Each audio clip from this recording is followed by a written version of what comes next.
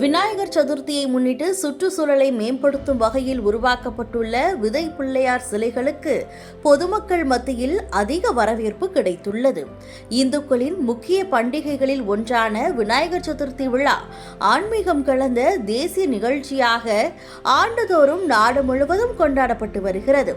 மராட்டிய மன்னன் சத்ரபதி சிவாஜியால் உருவாக்கப்பட்ட விநாயகர் சதுர்த்தி ஊர்வலம் 1983ஆம் ஆண்டு பாலகங்காதர திலகரால் நாடு முழுவதும் எழுச்சி ஊர்வலமாக மாற்றப்பட்டது. இந்த ஊர்வலம் தற்போது ஆன்மீகம் கலந்த தேசிய நிகழ்ச்சியாகவே மாறிவிட்டது.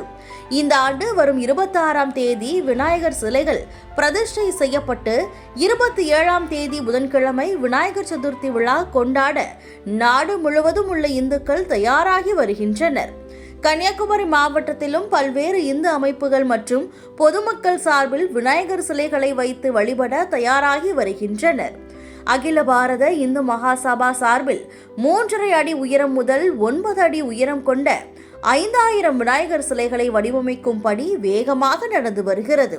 இதற்காக காஞ்சிபுரம், விழுப்புரம் உள்ளிட்ட பல்வேறு மாவட்டங்களில் இருந்தும் 15க்கும் மேற்பட்ட சிலை வடிவமைப்பாளர்கள் வரவழைக்கப்பட்டுள்ளனர். இவர்கள் கற்பக விநாயகர், கஜமுக விநாயகர், கருட விநாயகர், சிங்கம் மற்றும் நந்தி விநாயகர் உருவங்களில் சிலைகளை உருவாக்கி வருகின்றனர். இந்த ஆண்டு சுற்றுப்புற சூழலுக்கு சிலைகளால் எந்த பாதிப்பும் ஏற்படாமல் இருக்கவும், பசுமை மரங்களை உருவாக்கவும் புதிய வரவாக விதை விநாயகர் சிலைகள் வடிவமைக்கப்பட்டு வருகிறது. வீடுகள் தோறும் விநாயகர், வீதி தோறும் விநாயகர் என்ற முழக்கத்துடன் விதை பிள்ளையார் சிலைகள் இலவசமாக வழங்கப்பட உள்ளது. இந்த பிள்ளையாரை வீடுகளில் கரைக்கும் போது அதில் வைக்கப்பட்டுள்ள விதைகளில் இருந்து நவதானிய செடிகள் வளரும் என அகில பாரத இந்து மகாசபா தலைவர் பாலசுப்ரமணியன் கூறினார்.